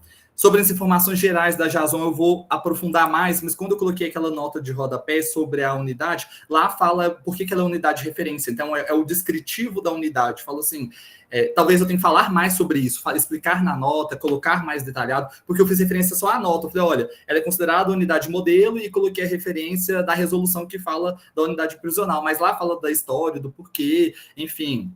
Eu acho que eu preciso detalhar isso com certeza mais. Sobre a questão da... Tá, a questão sobre a questão da crítica ao direito, eu também fiquei com receio. Eu fiquei com receio de falar assim, gente, eu vou falar de muita coisa e não recortar especificamente do que eu vou falar. Então, eu comecei a ter receios teóricos de começar a colocar outras teorias que são importantes, mas que não estão conectadas direto no caso dos autoextermínios. Então, eu fiquei assim, gente, eu vou colocar isso aqui, que nem você mencionou muito bem a questão da teoria do próprio direito, que o direito em si, de fato, é um instrumento ali de segregação, e eu fiquei com receio de aprofundar nessa crítica. Só te explicando, mas é um ponto importante também. Bom, você falou um ponto importante sobre a adoção do racismo de Estado do Foucault, e não porque eu não usei Bembe, enfim, e Berenice Bento também, tem uma galera que fala necrobiopolítica, tive aulas do Alexandre sobre isso, poderia utilizar também sobre esses autores, mas... E também poderia sofrer uma crítica da Natália sobre não ser decolonial em utilizar, embora eu mencione, mas é porque eu encontro em Foucault... parece muito piegas falar isso, mas eu encontro uma resposta sobre aquilo que eu estou falando, sabe? Eu encontro no que ele fala, me parece próximo. Poderia usar, de fato, a necropolítica do Bembe, até porque a necropolítica ela fala sobre o exercício de matar em si, né? O Bembe fala o poder de poder viver, fazer viver e fazer morrer, não deixar morrer, como é no Foucault, né? Que é o deixar morrer. O Bembe fala de fazer morrer, né? Do exercício da morte, né? Que é a bala perdida, não é bala perdida, é bala direcionada. Só que eu não sei, eu me identifiquei muito, então talvez de fato eu poderia ter usado, ou então pelo menos complementar com outros autores. Eu entendi o que você falou, de falar, olha, tem outros autores também, e eu tentei fazer... Mais uma vez, não queria falar que eu estava fazendo um self-service teoria, então eu estava querendo pegar um autor, falar sobre ele, e eu já fiquei inseguro, porque, gente, eu estou falando de Foucault, e depois eu falo sobre gênero, e falo sobre vários autores, eu falei assim, autores, eu fiquei assim, isso vai dar problema, mas tentei, enfim, fazer um recorte. Pode falar. Não, mas assim, tá ok você fazer, assim, sobre a minha perspectiva, né, tudo isso é dialogado com o Alexandre, mas tá ok você citar e manter. Eu só acho que você precisa justificar porque ele e não outro. Não, sim. Mais muita gente. Claro, na minha visão. Não, pode ficar tranquilo. Mas eu vou colocar não isso. Precisa você ler todos os outros e citar todos os outros. É só justificar porque esse não é outro, entendeu? Não. Sabemos claro que há hoje em dia uma série, um acúmulo de outras produções nesse sentido. É isso. Uhum.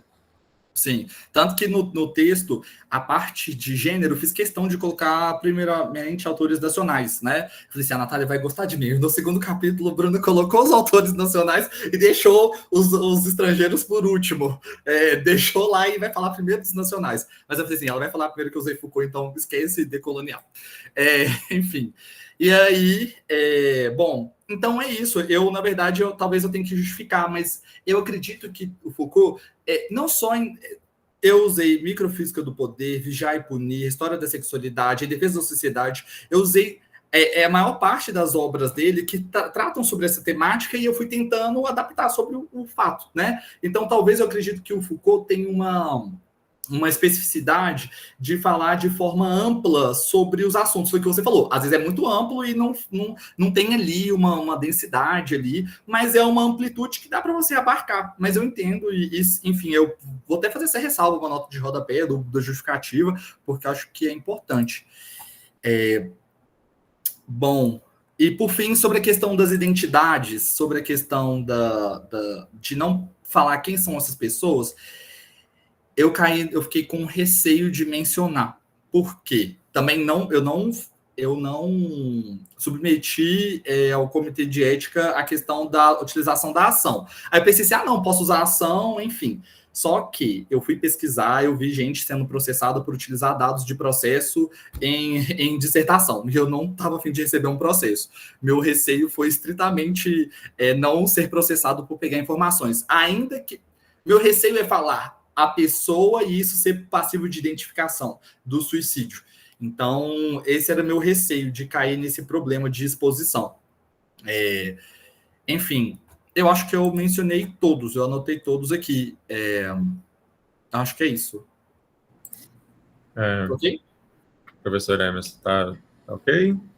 Tá ok. Só sobre a ação, eu entendo que talvez tenha questões dessa natureza, né, pessoas processadas, então, mas assim, a ação é pública. Os dados que são lá, você pode trabalhar em cima delas.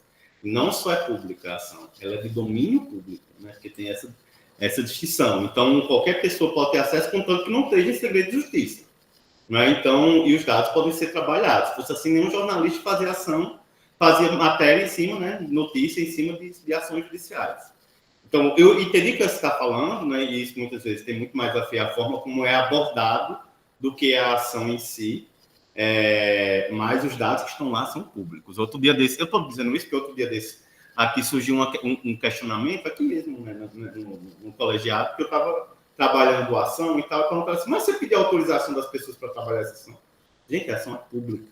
Uma vez que a ação é pública, os dados que estão lá, eu posso tratá-los, né, da maneira óbvia, né, tratando eticamente, você não vai expor ninguém, você não vai cometer excesso de linguagem, nem nada do tipo, mas é possível de ser utilizado os dados. Não precisa da autorização de alguém para tratar de uma ação que é pública. Uhum. Mas então, é porque os dados públicos, aquele da consulta pública do tribunal, não inclui essas informações. Uma pessoa, eu acessei porque eu sou advogado, então eu consegui acessar as informações porque eu sou advogado, então eu consegui entrar no processo, tanto que lá sempre aparece aquele aviso quando a gente consulta um processo. Se você estiver utilizando esses dados aqui, essa consulta, você pode se responsabilizar civilmente, criminalmente, porque as informações que são públicas são as que eu coloquei. Eu fiquei com receio de pegar as informações detalhadas e falar assim, tá. E eu juro que eu pesquisei, tem gente que foi processado porque colocou isso em pesquisa, sabe? Então eu falei assim, gente, não quero ser processado. Não, eu sei, eu entendi. Assim, o que eu estou dizendo é que mesmo nesses casos assim, a ação ela é pública, né? Então assim, vai ter gente processada, mas é isso.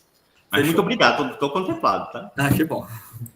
Obrigado, então, professor Emerson, professora Natália, mais uma vez agradecendo aí o aceite e mais essa participação. E aproveitando que eu abri para a Natália, eu queria também só agradecer ao professor André e cumprimentar o André de estar aí também assistindo.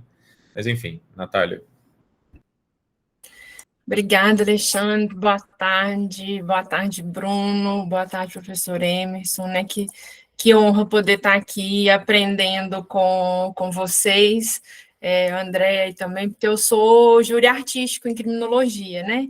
Então, eu acabo... E Bruno já sabe muita coisa que eu vou falar, né? Engraçado ser uma pessoa tão tranquila, porque hoje você está ansioso, né? Estou vendo aí sua mãe, suas irmãs, todo mundo aí fazendo apoio, né? Não tem necessidade de ficar ansioso, não, porque esse momento que a gente está aqui é justamente né, a Yara sempre cita a questão da festa da intelectualidade, né? A gente não tem tempo de fazer isso em outros momentos, de sentar, de ler um trabalho, de discutir, de ouvir as outras pessoas, né? E de pensar, né, de forma mais diversa. A gente sempre brinca, né? A gente não sai da caixa, a gente vai para uma caixa mais confortável, né? A gente sempre vai estar, de alguma forma, ali fechado num certo mundo. E acaba, né? Assim, apesar de eu não ter essa visão pela criminologia, eu tenho a visão da gestão pública e relações com autoextermínio, né? E aí, quando eu comecei a ler quando eu li o seu título, a primeira coisa que já veio na minha cabeça era a questão dos dados, sabe? E saber, por exemplo, assim, se os dados dentro e fora do cárcere, porque aí a Rita Segato mora dentro da minha cabeça, né? Tem um triplex na minha cabeça. Eu já ia pensar se esses dados têm diferença, porque realmente, a gente sempre brincava, né, na sala, que não ter dado também é dado, realmente é uma coisa que é subnotificada, não só dentro do cárcere, a questão, né, dos suicídios, do autoextermínio, mas na sociedade em geral. Ainda existe até uma discussão dentro do ramo da saúde sobre a questão da publicidade desses dados. Tá travando, gente, a minha? Não, pode ir? Não, qualquer coisa vocês me avisam aqui. Então, essa questão, né, ela ainda é um ponto problemático de divulgação. Aí, só até fazendo um parênteses da sua última fala, né, que você colocou a questão da ação civil pública, eu não vejo problema nenhum de você divulgar os dados que, enquanto advogado vai conseguir. Você não é um advogado especial que conseguiu um acesso diferenciado, sabe? Sem ter uma autorização, não. Mas qualquer advogado que entrar no sistema do tribunal consegue. Então, eu não vejo problema nisso, não. Eu até vou voltar nessa questão mais para o final. E aí eu só queria te dar algumas sugestões de metodologia, até mesmo preocupado, né, que eu acho que a publicidade que a gente dá ao trabalho depois, ele vai servir para muitas outras áreas e para muitos outros questionamentos. E aí uma coisa que eu acho interessante você fazer é citar o nome completo das autoras e dos autores que você está tratando, quando você for falar na primeira vez. Porque a gente sabe que tem um marcador de gênero muito importante nisso, né? A gente pega no nosso departamento, pega né, no nosso programa de pós-graduação. Os professores são quem? É o Bahia, o Porto, o Camiloto, o Comarela, e as professoras é a Nath, é a Tati, entendeu? Você já vai... A gente não é conhecida como os outros são, né, os homens, no geral, são conhecidos academicamente. Então, eu acho que já faz essa marcação, igual, por exemplo, quando você vai apresentar que é uma referência, né, de corpo política, que você cita Viviane Vergueiro como uma pesquisadora trans, né, inclusive muito forte o discurso dela lá na página 39, aquela parte que você faz a citação dela. Então, eu acho que é importante, porque você está fazendo essa marcação, na introdução você se coloca, né, nesse lugar de pesquisador, então, colocar o nome inteiro da pessoa, né, e possível de onde ela é, ou o que ela está fazendo, qual que é a área, porque eu acho que isso nessas pesquisas, né, marcadas que a gente faz, eu acho que é importante. Uma outra sugestão, tenso, né, assim, fora dos de tabela, porque a função é assustar mesmo, entendeu? É colocar por escrito, porque às vezes na hora que a gente digita, né, com 600 tantos mil, 700 tantos mil, um errinho que a gente coloca faz muita diferença, né, nesse valor. Aí até a questão de números também, lá na página 17, você fala assim, foram noticiados mais de 13 casos de suicídios ocorridos e mais de 60 tentativas no pensando assim, se não compensa você colocar exatamente quantos foram, sabe? Porque mais de 13 pode ser um monte, e mais de 60 também, um outro tanto. Então, só para fazer, né, essa questão. E uma outra sugestão que eu acho que é a partir da página 93, quando você começa a colocar as referências das decisões, tem lugares que vai ficar, tipo, 1,5 páginas de citação, sabe? Eu não sei até que ponto que isso é interessante, porque dá uma quebrada na leitura, essa linguagem chata jurídica, sabe? E talvez tem coisa que você nem comentou embaixo o que está lá colocado, foi só, eu acho... Deixa a referência do link para pesquisa na nota de rodapé, sabe? Pega só a parte que vai te interessar mesmo, que eu acho que fica uma leitura mais fluida, né? E aí, vamos falar como diz a Karine, do meu malvado favorito, do Foucault. Eu até peguei aqui que ele tá na minha pilha dos livros que eu comecei a ler, né, o da Sueli Carneiro, o Dispositivo de Racialidade, como não é uma leitura que eu estou acostumada, né, comecei no início do ano, e além das 8 bancas de dissertação que eu estou participando, né, agora, tive que dar uma interrompida, mas eu acho que existem conceitos mais sofisticados e mais próximos da gente do que o que foi utilizado. Igual, por exemplo, eu entendi quando você colocou a questão, né, do racismo de Estado, mas aí, por exemplo, uma coisa que eu achei que é um dado que para a gente dos direitos humanos é muito importante, é entender que o STF ele já enquadra, né, já enquadrou homofobia e transfobia como crimes de racismo. E isso, para quem está fora do direito, é um dado importante para você mostrar. Né? Porque quando você vai fazer toda aquela citação do trabalho da Viviane Vergueiro, você vai fazer essa referência, né, das formas de inferiorização, marginalização e das colonizações que são interseccionais. Então, eu acho que talvez você iria encontrar de forma mais próxima, aqui, né, você fala que vai citar autoras do Sul Global, mas você cita uma. Você faz todo o desenvolvimento da teoria queer, né, com a base estadunidense. E aí, quando você fala, né, eu até marquei que eu digitei o que você falou, que no Foucault você encontra as respostas do que você está falando. Aí eu fico pensando, talvez, qual que é a pergunta que você está fazendo para encontrar essa resposta no Foucault? De onde que você está fazendo essa pergunta para encontrar a resposta nele? Né? Porque quando você fala da teoria queer, da página 43 para baixo, a gente tem uma teoria queer, né? C-U-I-R, que é essa derivação fonética espanholizada, que ela já vai tratar justamente, esqueci o nome da autora, gente, que ela fala da geopolítica do estranhamento, né, e vai trabalhar nessa perspectiva de desobediência epistêmica.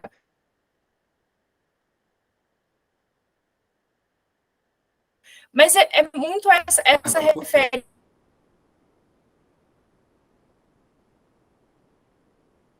do que é a gente está perguntando. Né, tratando de teoria queer, você vai falar que os primeiros estudos produzidos pelos movimentos feministas do movimento homossexual lidavam com as mulheres e os homossexuais em uma posição de sujeição. Mas que feminismo é esse que você está falando? É os primeiros estudos de quais feministas? É esse feminismo, né, liberal, esse feminismo branco, que a gente sabe como que esses corpos são marcados de maneira diferente. Né? A gente tem as questões do feminismo negro, o próprio feminismo decolonial, né? A luta, por exemplo, por trabalho das mulheres negras foi muito diferente das mulheres brancas. Né? A luta de reconhecimento dos corpos também é muito diferente. Né? E aí, lá na página 47, você continua falando desse feminismo, dessas feministas, como se fosse uma coisa só. Né? Aí, lá na questão da definição do gênero, né, o conceito denominado por feministas como o sistema sexo-gênero. É interessante, eu concordo com essa né, a explicação que você fez lá, mas só toma cuidado para não colocar as feministas e o movimento feminista, né, o feminismo, como se fosse uma coisa só. Né, porque a gente tem várias nuances, e aí vai depender. Se você está trabalhando com a teoria queer, em alguma medida você vai trabalhar, né, com esse feminismo hegemônico, que vai tocar em algum momento no feminismo negro. Se você trabalhar, por exemplo, com a teoria queer daqui do Sul, né, dessa epistemologia sul, né, ela até utiliza glocal também, né, ela é mexicana. Gente, eu esqueci o nome dela mesmo. Alguma coisa Valência sobre o nome dela. Ela já vai pensar de forma diferente. A pergunta já vai ter sido feita a partir, né, de um outro local. Então, eram essas as minhas questões que eu tinha para isso, a própria.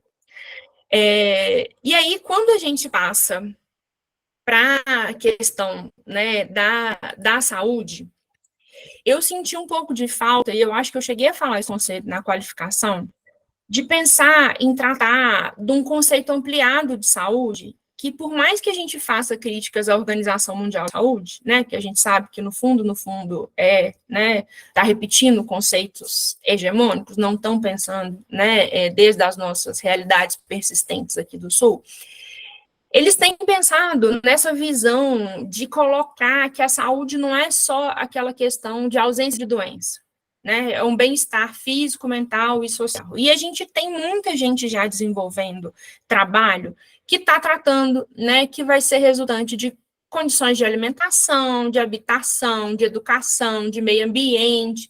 Então, são coisas que eu acho que, trabalhando com esse conceito ampliado, não é médico, psicólogo, psiquiatra que vai conseguir resolver, né? Às vezes, se a gente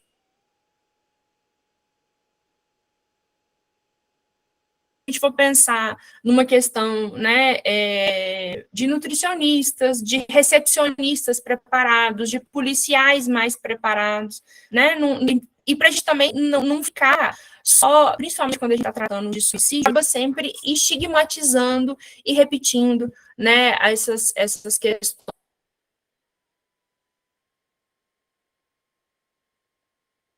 de sofrimento. O professor Emerson já falou, quando você fala, por exemplo, lá da substituição da pena por medida de segurança, e aí se diz, ele vai ser levado para um... Aí o povo da teoria penal, né, que vai ser da criminologia, que você vai ser levado para um local específico para o seu tratamento, garantindo dignidade ao encarcerado. Fala, sério? Sabe? Que lugar é esse que vai estar garantindo dignidade? Eu acho assim, faz a sua crítica também do que é essa medida de segurança, ainda mais que você está aproximando tanto das questões de saúde, né, de saúde mental. Então, eu fiquei meio em dúvida, sabe, desse lugar, e atualmente o que a gente está tendo de opção, porque você já apresenta a Jason como um lugar legal, a princípio, né, assim, era para ser um lugar legal, e aí, se ele não estiver bem nesse lugar legal, ele vai ser levado para um lugar mais legal, né? Ele vai poder cumprir a pena num local específico. Você usa essa expressão, né? Num local específico, mas não define que local é esse, né? Aí a gente tem toda a crítica dos manicômios judiciais, de como que funciona, né? Dessa noção de potencializar o adoecimento, de medicalizar, né? Os transtornos, enfim. E aí, né, eu lembrei muito, quando você começa a tratar da DPF 527, que aqui na universidade, quando eu entrei, né, na pró-reitoria, a gente estava no dilema das moradias, porque chegou um dia de uma pessoa trans fazer inscrição na moradia, todo mundo parou, e agora como é que faz? Onde que entra, como que né, onde que vai ser colocado e tal. E por mais que a gente tenha casas mistas aqui, os quartos, eles são duplos, né? E divididos em quartos masculinos e quartos femininos. E aí, depois do primeiro alvoroço todo, né? Era uma pessoa que já tinha um nome social aqui na universidade. E o que a gente resolveu fazer? A gente chamou, né, todo mundo que trabalhava com gênero na universidade, em alguma medida, o DCE, sentamos para conversar, falei, e aí, gente, como que nós vamos fazer? Aí começam as sugestões. Vamos fazer uma casa Jason, né? Vamos fazer uma casa só para os LGBTs. E aí aquela confusão. Para a gente aqui na educação pública, né, gratuita, de qualidade, socialmente referenciada, nós vamos estar fazendo gueto para essas pessoas, né? E às vezes ali dando de bandeja para serem, né, isolados e violentados. E aí a gente foi conversando, e no final, o que a gente decidiu? Que ia ter né, em conjunto, um item lá no edital, que a pessoa ia escolher o quarto, né, o gênero do quarto que ela ia ocupar, né, e fizemos depois um acompanhamento com as casas, esses tratamentos. Então, eu vejo assim, quando você deixa a escolha para um magistrado, né, o quanto que isso vai cercear a identidade, a liberdade da identidade de gênero, né, e a orientação daquela pessoa é bem surreal, né, E aí, eu fiquei impressionada como é que você falou pouco, Bruno, de umas coisas, sabe, igual quando você vai falar, por exemplo, da decisão da Corte Interamericana, lá de Pedrinhas, gente... Fala mais, sabe? Mostra como que a gente já está passando vergonha internacionalmente pelas condições dos presídios já tem tempo, né? Não é de agora. E aí, é lá na página 99, né? Que você faz só uma notinha sobre ela. E aí, sabe uma coisa que eu fiquei em dúvida e eu não sei se isso faz diferença para as suas pesquisas ou como que foi colocado. Que quando você cita lá 2 casos, até de responsabilidade civil, né, sobre presos que morreram sob custódia do Estado. Só que eu não entendi, nos casos que você colocou, se eles morreram, se eles suicidaram, ou se eles morreram por outra, né, foi como diz lá na roça, né, se foi por morte matada ou por morte morrida. Porque, e aí eu ia até te perguntar se isso faz diferença, sabe? A forma que morreu para a responsabilização do Estado, como é que você entende isso? E aí, eu devo ter perguntado tudo que você pensou que eu ia perguntar, e pensando aqui agora, na última parte, quando você vai falar, né, da ação civil pública e tudo, eu fiquei com dúvida se na ação tem os dados dessas pessoas, pelo menos para pensar em raça, idade, escolaridade, porque seria interessante você fazer um quadro, entendeu? Sobre isso, para mostrar quem são essas pessoas. Porque eu fico sempre com muito medo de toda vez que a gente trabalha, né? Você tem um recorte temporal, você tem um recorte espacial, sabe? A gente sabe quem são, né? A gente sabe a cor que esse cárcere tem, a gente sabe como que ele é representado, mas eu acho que talvez, se você tivesse a possibilidade de fazer uma tabela apresentando quem são essas pessoas, sabe, eu acho que ia ficar bem interessante e bem diverso, que eu acredito que não vai ser o mesmo perfil, né, assim, pelo menos de idade, né, vai dar uma variada. E aí, finalizando mesmo, dentro das suas considerações finais, eu acho muito interessante que, ou na introdução, ou nas considerações finais, ou num outro lugar que você entenda que caiba no seu trabalho, você contar o seu percurso. Que quando a gente pensa em metodologia, método, nós estamos pensando em caminho. Né? Então, eu acho que você tem que explicar que foi tentado contato com a unidade prisional em busca de informação, falar que você não conseguiu ir, sabe? Mas descrever. E eu te falo, Bruno, assim, das minhas 4 orientandas desse semestre, né, que defenderam agora, tem inclusive algumas aí, 3 fizeram pesquisa que a gente passou pelo comitê de ética. Nenhuma das 3 deu certo, a pesquisa, sabe? E assim, e não é que não deu certo em que sentido? Não deu certo do que a gente esperava que a gente ia encontrar no campo. Sabe? Aí é aquela questão que eu coloquei no início. Falei assim, que pergunta que a gente está fazendo? Entendeu? Então, assim, não é que deu errado. Não deu aquilo que a gente achava. Aquilo que a gente tinha de hipótese de início, ela foi negativa. Só que ela foi realizada, a pesquisa. Não contamos com, né, mesmo que a gente não entenda a pessoa enquanto objeto de pesquisa, a gente não teve a participação que a gente esperava ter. Então, por mais que a gente tivesse cumprido formalmente todos os requisitos, na hora que a gente chegou para entender quais eram as demandas daquelas pessoas, não eram as que a gente, daqui da academia, estava achando que era. Olha que coisa decolonial, não é? Não era o que a gente estava achando que era. Elas tinham outras demandas, elas tinham outras questões, elas tinham indisponibilidade de tratar. Falou, olha, isso não me interessa, eu não quero participar. Né? Aí isso é muito confuso, eu não estou entendendo o que você está querendo aqui com a gente. Ou não, eu vou tentar, eu vou falar e nunca vai responder.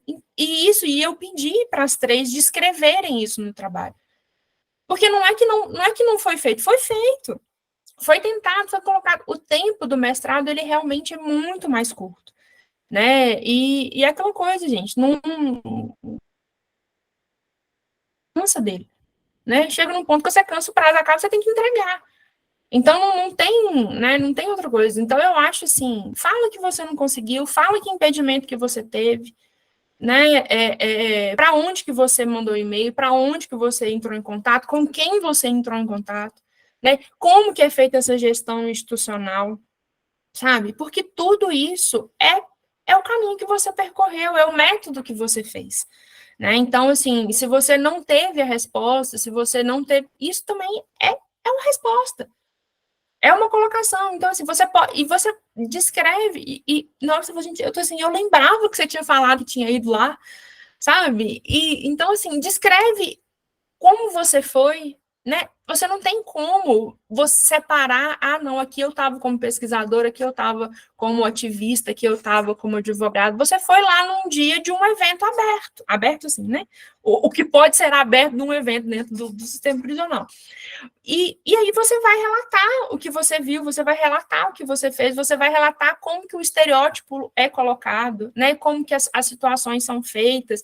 Eu acho que isso é importante, né? É importante, assim, porque foi o que você fez agora, né? Desde do ano passado para cá, o que você conseguiu fazer. Né? Daqui uns anos, quando as pessoas continuarem a pesquisar sobre esse tema, continuarem, né, aprofundando sobre isso, eles vão olhar e falar, nossa, gente, olha, o Bruno tentou e não conseguiu. A gente está tentando e não está conseguindo até hoje, sabe? Ou a gente está tentando e está conseguindo. Então, eu acho que isso é muito importante para deixar registrado, sabe? Mas aí, enfim, as minhas considerações eram essas. Eu queria agradecer o agradecimento, né, lá no início, e aguardar suas respostas. Obrigada. Obrigado, professora Natália. Bruno. Bom, muito obrigado, Natália. Obrigado de verdade. Você é incrível, como o Emerson também é. A Natália, tive contato muito próximo com ela, né? Próximo mesmo, porque eu gosto das suas reflexões, sabe, do que a gente faz, de fazer a gente pensar sobre as questões, sobre como a gente também tenta colonizar, e eu fico tentando o tempo inteiro me esquivar para não tentar colonizar as pessoas, colonizar ideias, saberes, enfim. Mas eu vou já responder essa questão. Na verdade, esse ponto, Natália, da visita, o Alexandre já tinha falado para mim, já tinha falado para poder colocar, e na verdade isso era uma questão que eu ia colocar assim, juro que isso passou batido, e foi uma coisa que eu já estava assim, isso tem que ser registrado como a negativa, né? E só comentando um ponto do Emerson, acho que Emerson, eu não comentei também sobre essa questão. Eu tentei com o UFMG, eu tentei ir na UFMG, eu tentei o contato, era com a Maria Fernanda, e eu não consegui, mandei e-mail, enfim, pedindo para poder ter acesso, e aí tinha alguns outros fatores, e eu acabei não conseguindo também. Quem tentou me ajudar muito foi a Isabela Corbi, ela tentou muito, falou, Bruno, vamos tentar, tinha um projeto da ONU para poder tentar entrar lá também. Enfim, eu também tive a negativa do próprio Estado, né, em contato com o Estado negou, falando que não teria como. Então, faltou só, de fato, narrar essa parte, mas eu fiquei tão preocupado com as outras questões do trabalho, que isso era um ponto que é importante mencionar, e eu acabei, enfim, não colocando. Mas é muito importante. Sobre um ponto que você também falou, sobre o quadro. Tem sim, lá no processo tem. No processo tem as informações do óbito das pessoas. Então, tem relata, tem autópsia, então tem o que tem a cor da pessoa, enfim. Então, dá para fazer esse quadro. Mas, como eu mencionei, meu único receio era só de publicizar, não colocar nomes, mas trazer essas informações para o trabalho, sabe? Eu fiquei com muito receio, muito, assim, de verdade. Mas me sinto até confortável que agora né, enfim, com essas posições, porque me traz mais segurança para poder ir, porque de verdade, não tô brincando, gente, quando eu vi que tinha processo contra aluno, eu falei assim, gente, não dá, vou pegar a informação que eu consigo consultar publicamente, não tô a fim de receber processo, enfim, mas dá para fazer, é super simples, dá para colocar, eu já li tudo, na verdade, eu já revirei, eu queria ter colocado todos os ofícios, porque foram vários ofícios, vários, as pessoas pediam atendimento psiquiátrico, o Estado não dava. Pedia fazer um requerimento, ofício. A pessoa encarcerada, ela pode fazer requerimentos para a administração prisional e não era dado seguimento. Então, assim, esses detalhes eu fiquei evitando de trazer porque eu fiquei com esse receio. Mas, assim, enfim, incluo agora e eu já até sei, enfim, se olhar lá consultas do processo, a quantidade de vezes que eu já consultei aquele processo, vão até estranhar. Enfim, mas é isso. Sobre a questão de determinar quais feministas falam, realmente, né, tem o primeiro feminismo, né, com uma outra perspectiva das mulheres brancas, enfim, falta eu posicionar, sabe, falar de onde eu estou falando, né, parece pleonasmo, mas posicionar de onde eu estou falando. Eu acho que isso é muito importante mesmo. A questão das decisões, eu tinha essa dúvida. O que eu fiz? Eu fui ver o que os trabalhos faziam. E eu fui conferir nos trabalhos, e nos trabalhos as pessoas colocam as decisões, mesmo que sejam grandes. E aí eu falei assim, bom, é um hábito colocar, eu vou colocar também, mas eu também acho muito grande. Eu tento sempre fazer citações pequenas. Na verdade, em conversa com o Felipe, meu namorado, assim, ele até falava, ele falou, nossa, amor, eu não gosto de fazer. Gente, eu não gosto de fazer citação direta. Eu odeio. Eu gosto de pensar e escrever sobre aquilo que eu tô falando. Mas eu tenho que fazer a citação, sabe?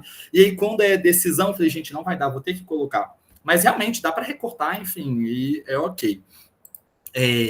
A questão de pôr números por extenso também vou incluir. É um detalhe importante de colocar o número por extenso. E incluir o nome das autoras. E de fato, você já tinha falado isso com a gente. Como as mulheres são conhecidas por eu até tento parar de chamar você de Nath, porque é isso, é Nath,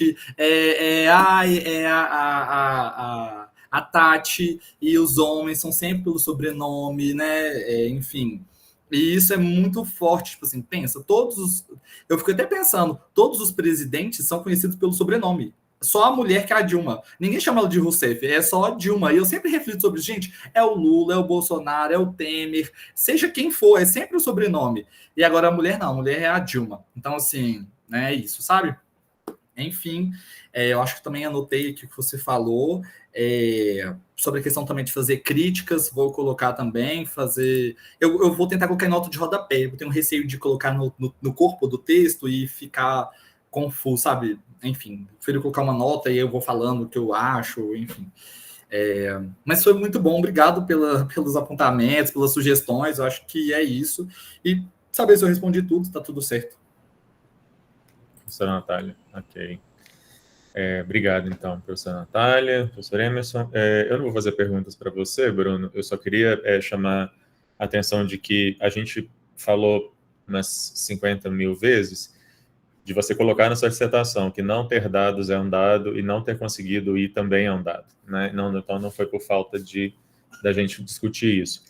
Agora, sobre a questão da saúde, que tanto a Natália quanto o Emerson falaram, eu só queria chamar a atenção de algo que também falei contigo, que é a questão dos chamados determinantes sociais de saúde, que é uma forma bem mais ampliada de se pensar a saúde, para além daquele conceito lá da OMS, e que casa justamente com essas questões de interseccionalidade, porque ele vai mostrar questões de cor, raça, renda, escolaridade, tudo isso como determinantes muito mais significativos de saúde que ter ou não um médico a X quilômetros de distância da sua casa. Então, isso talvez realmente poderia ter colocado lá.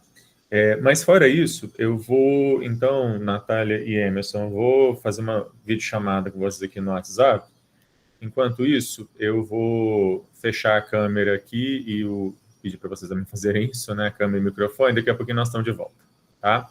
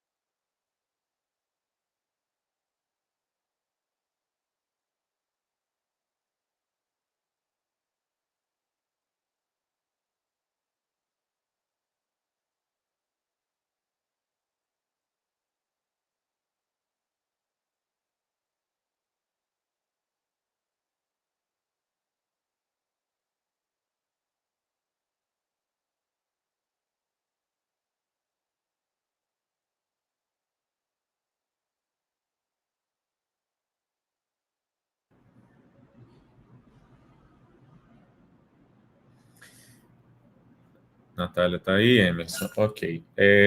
Bruno, eu vou ler aqui a ata, não vou ler ela inteira, porque ela é enorme, vou pegar só o finalzinho aqui. Então, a comissão examinadora se reuniu para que se fizesse a avaliação do candidato ao grau de mestre. Ao final da reunião, a comissão examinadora deliberou que o candidato foi aprovado, com média 9. O presidente da sessão proclamou o resultado e, em nome da magnífica reitora, declarou o candidato habilitado ao grau de mestre em Direito, área de concentração, novos direitos, novos sujeitos. Então, está aprovado, Bruno. Agora que já está aprovado, eu só queria... Aí agora eu posso falar, né? Agradecer por toda essa parceria aí desses 2 anos, viu, Bruno? Não só como orientando, mas também como representante discente, porque o Bruno aguentou aí essa representação discente 2 anos, muito mais que normalmente o pessoal fica. Mas, para além disso, Bruno, eu queria agradecer todos os debates, todas as ideias, as questões que você trouxe para as nossas discussões me fizeram, me enriqueceram enormemente na minha pesquisa. Eu tenho hoje uma pesquisa, inclusive, que é muito direcionada aos debates que a gente teve, as ideias que você trouxe. A minha questão sobre direito à saúde LGBT, ela já vem já de algum tempo, mas aí trazer isso para a questão das pessoas encarceradas foi uma ideia do Bruno, então é algo que a gente já vem desenvolvendo e temos já algumas coisas publicadas, algumas coisas que ainda vão sair por aí, inclusive no livro que o Emerson, eu e o Renan estamos organizando. Então, só queria agradecer, Bruno, pelo esse tempo, também pela amizade, que acabamos virando, né, amigos, e espero que continuemos assim. Parabenizar aí a família do Bruno, que eu sei que está presente, o Felipe, as irmãs, a mãe do Bruno, enfim, todo mundo. E, de novo, agradecer Natália e Emerson pela parceria aqui. E é isso, pessoal. Vou declarar encerrada a sessão, parar de gravar, mas se o Bruno quiser falar também, fique à vontade. Só agradecer vocês, agradecer a Natália, o Emerson, o Alexandre. Fazer um elogio ao Alexandre também, ele sabe do quanto que eu fico feliz em poder pesquisar com ele, porque ele é uma pessoa muito aberta para poder falar, para sugerir, para trazer ideias. É muita luta, sabe? Não é fácil, não. É difícil. Para chegar até aqui é muito difícil com uma pessoa LGBT pesquisadora, não é fácil. Parece meio repetitivo, né? Assim, mas sei lá, é muito a gente passa por muita coisa para chegar até aqui. Então, isso é algo que é isso, que é difícil, mas que a gente tem que lutar, que a gente tem que se esforçar e que a gente tem que se dedicar. Faz parte, eu acho que é isso, como pesquisador, como pessoa, tentar fazer o bem para as pessoas, tentar trazer coisas boas, reflexões, e um trabalho que minimamente fale sobre a realidade de pessoas que não conseguem falar. É difícil, porque uma coisa é uma pessoa de fora poder expressar quem ela é, a outra é uma pessoa dentro de um presídio só poder se expressar por ofícios e por advogados e por terceiros, né? Não por ele, pela pessoa, né? E aí é difícil dar voz para quem não tem voz. Nem dar voz, pegar a voz dessas pessoas e trazer, porque eu não tenho que dar nada, eu tenho que pegar a voz e trazer para as pessoas e trazer essas questões que precisam ser visibilizadas, não só por notícias de jornais, que isso seja um documento registrado, que seja público e que seja um mínimo, uma luz para uma reflexão sobre tudo que a gente vive. E é isso, eu queria agradecer a minha família, a minha mãe, meus irmãos, meus amigos, meu namorado, o Alexandre, todo mundo. Eu estou muito feliz. Parabéns, Bruno, merece demais. Parabéns a toda a família também. Agora só